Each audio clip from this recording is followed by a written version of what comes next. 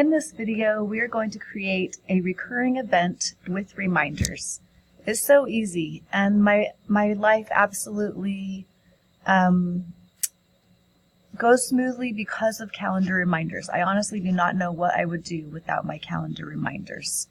But let's say this looks nothing like my real calendar, and I'll have to show you that in class. But let's say I love guitar and I signed up for lessons. Or actually, I've been taking them for a long time, but I don't have them in my calendar, and so I'm going to go ahead and put the lessons in my calendar. And my lessons are at 4 o'clock on Mondays. And I'm just going to get rid of these little boxes for now. So on 4 o'clock on Monday, I'm going to go to, since I just started doing my calendar, the next Monday is this coming Monday, December 2nd, 2019. Okay, so I'm going to click on 4 o'clock. And I'm going to put guitar lessons. Okay. And I'm going to put this in my calendar practice, which actually I forgot to do in the last video. No problem. We can change that easily.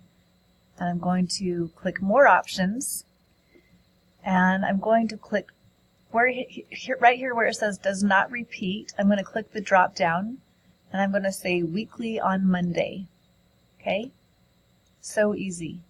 And then sometimes I forget. I need reminders, even for my guitar lessons. So I'm going to put a reminder in an email the day before.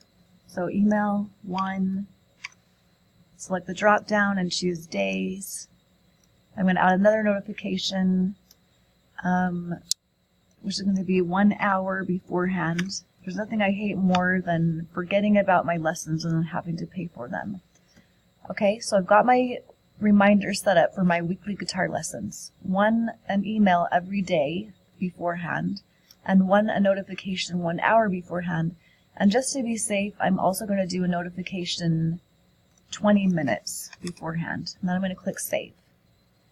Alright, now when I move forward on my calendar, with this little button, this helps me move forward 1 week at a time, or it could help me move forward 1 month at a time. You can see a monthly view. See, there it is. It's there every week on my calendar, 4 p.m. guitar lessons. Let's say my guitar teacher is going to go on holiday over the holiday break. And so if I want to change those calendar lessons during the break from school, then I would come to that lesson and I would click delete.